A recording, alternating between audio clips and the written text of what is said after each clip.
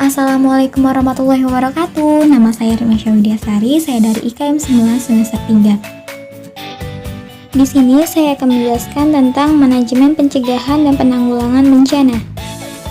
Yang pertama yaitu tahan penanganan bencana. Universitas British Columbia mendefinisikan arti penanganan bencana yaitu proses pembentukan atau penetapan tujuan bersama dan nilai bersama untuk mendorong pihak-pihak yang terlibat untuk menyusun rencana dan menghadapi bencana, baik bencana potensial maupun aktual. Sedangkan manajemen bencana menurut Undang-Undang Nomor 24 Tahun 2007 adalah suatu proses dinamis, berlanjut dan terpadu untuk meningkatkan kualitas langkah-langkah yang berhubungan dengan observasi dan analisis bencana serta pencegahan mitigasi, kesiapsiagaan, peringatan dini, penanganan darurat, rehabilitasi, dan rekonstruksi bencana. Secara umum, manajemen bencana bertujuan untuk 1. Mencegah dan membatasi jumlah korban manusia serta kerusakan harta benda dan lingkungan hidup. Yang kedua, menghilangkan kesengsaraan dan kesulitan dalam kehidupan dan penghidupan korban. Yang ketiga, mengembalikan korban bencana dari daerah penampungan atau pengungsian ke daerah asal bila memungkinkan atau merelokasi ke daerah baru yang layak huni dan aman.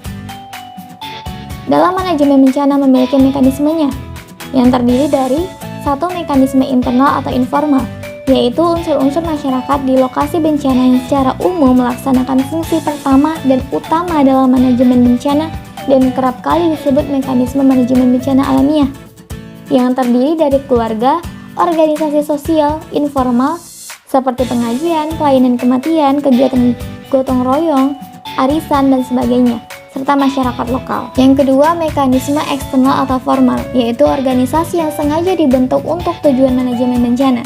Contoh yang ada di Indonesia adalah Bakornas PB, Satkorlak PB, dan Satlak PB. Dalam manajemen bencana dan keadaan darurat, memiliki tahapan-tahapan kerja yang terdiri dari 1. Riset. Riset mempelajari fenomena alam yang akan terjadi secara umum atau khusus di suatu daerah. Yang kedua, analisis kerawanan dan kajian risiko. Yang ketiga, sosialisasi dan kesiapan masyarakat.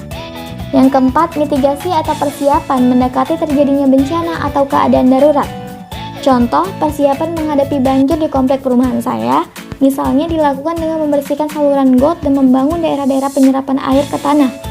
Setiap minggu ada pemuda Karang Taruna berkeliling meneriakan 3M. Yang kelima, warning atau peringatan bencana. Sebagai contoh, ketika Gunung Kelut sudah batuk cukup parah, sosialisasi bahaya letusan yang lebih besar selainnya juga dilakukan dengan tak hanya dengan upaya persuasi. Yang keenam, tingkat penyelamatan. Jika yang terjadi adalah angin puting beliung, tentulah tempat paling aman berada di bawah tanah dengan keadaan dan persiapan logistik yang memadai. Jika yang terjadi adalah banjir, penyelamatan barang pribadi ke tempat lebih tinggi menjadi kewajiban selain logistik dan perahu karet jika diperlukan. Yang ketujuh, komunikasi. Komunikasi adalah bagian yang penting. Faktor komunikasi tetap harus terjaga yang bisa dilakukan dengan sistem telepon satelit. Tujuannya agar bala bantuan hingga kepastian keadaan sesaat setelah terjadi bencana bisa diterdeteksi. Yang ke-8, penanganan darurat.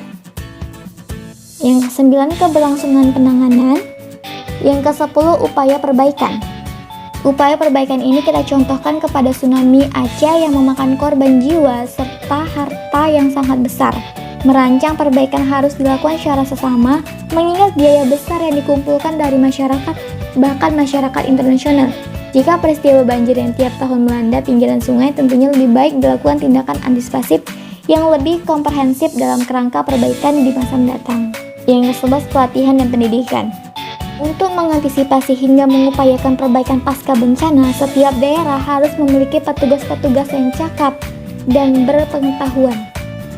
Yang ke-12, simulasi.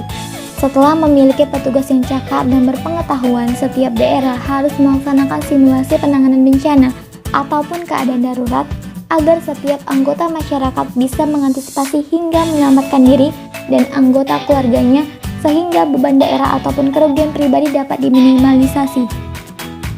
Selanjutnya, kesiapsiagaan dalam penanganan bencana. Menurut Undang-Undang RI Nomor 24 Tahun 2007, kesiapsiagaan adalah serangkaian kegiatan yang dilakukan untuk mengantisipasi bencana melalui perorganisasian serta melalui langkah yang tepat guna, dan berdaya guna. Salah satu kecepatan penyelenggaraan operasi penanggulangan bencana menyelenggarakan siaga penanggulangan bencana yang meliputi kesiagaan pada S-Herna, komponen utama penanggulangan bencana, yaitu antara lain 1. Kesiapan manajemen operasi penanggulangan bencana. 2. Kesiapan fasilitas penanggulangan bencana. 3. Kesiapan komunikasi penanggulangan bencana. 4. Kesiapan pertolongan darurat penanggulangan bencana. Dan 5. Dokumentasi. Tugas sistem kesiapsiagaan meliputi 1. Mengevaluasi risiko yang ada pada suatu negara atau daerah tertentu terhadap bencana. Yang kedua, menjalankan standar dan peraturan. Yang ketiga, mengatur sistem komunikasi informasi dan peringatan. Yang keempat, menjamin mekanisme koordinasi dan tanggapan. Yang kelima, menjalankan langkah-langkah untuk memastikan bahwa sumber daya keuangan dan sumber daya yang lain tersedia untuk meningkatkan kesiapan dan dapat dimobilisasikan saat situasi bencana. Yang keenam, mengembangkan program pendidikan masyarakat. Yang ketujuh, mengordinasi penyampaian informasi pada media massa. Yang kedelapan, mengorganisasi latihan simulasi bencana yang dapat menguji mekanisme respon atau tanggapan.